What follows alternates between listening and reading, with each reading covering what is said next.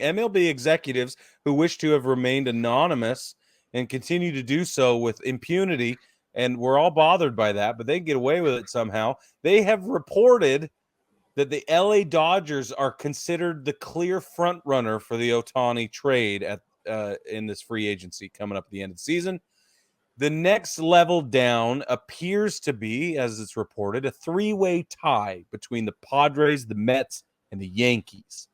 And then the next tier after that, according to this anonymous MLB executive, is that the Mariners and the Cubs are the next team down in the running. Now, obviously, Brad and I have bandied this about a bunch. We've decided how we feel about it. But baseball family, where do you think he's going to end up? Like, seriously, where do you think he's going to end up? Not just because you're a fan of that club. Like, I'd love to see him in pinstripes, and I make that joke all the time. But I don't know for sure that he will actually be a Yankee. Because whatever contract he's going to pick up is going to be for the remainder of his career. Nobody's going to ever let him go after this. And he's not going to want anything shy of absolute certain job security. And he deserves that. So my question to you, baseball family, is where do you think he legitimately ends up? We don't know. So, right. And so here's something so Jewel and I were talking about this today because we talk about this all the time as Mariners fans, that like, what's it going to take for Ohtani to come? Like, do we need to have like another deck added? Like, what do we need to bring Ohtani to Seattle? And one of the things that, as I was thinking about this, I was like, everybody's going to offer him basically the same amount of money, right? So it's not money is not going to be a thing, right? If they can. Anywhere, any of his final like suitors, or it's all going to be even money. I bet you. I'll bet you're right. So the difference is going to be their plan for usage for him. Is it going to be, we don't want you hitting on days you're pitching. We would love to have you hit on days you're pitching, but we want to give you a day off the day after you pitch so you can fully recover.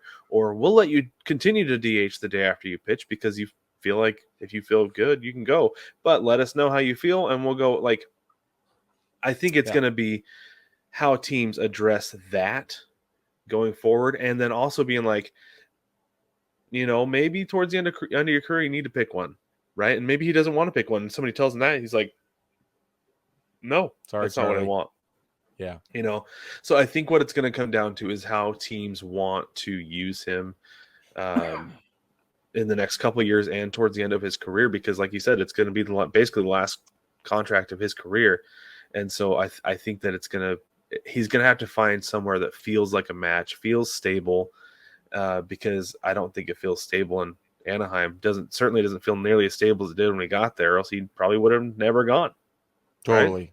Yeah. So I think that's more what it's going to come down to. And I think, unfortunately, I hate to say it, I think the Dodgers are going to be able to put together a really good pitch for him. They are.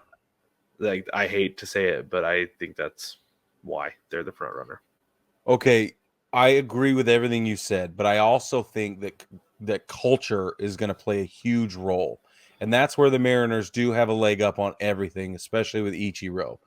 But I don't think a team like the Yankees is going to be able to loosen up all their rigid standards, all their this is what it means to be a Yankee, all that whatever, for him to feel like he can maybe make something of it or have a say or whatever. I don't see him as the kind of guy who is going to go into this part of his career wanting to be molded. I think he wants to do the molding, and I think that that's appropriate.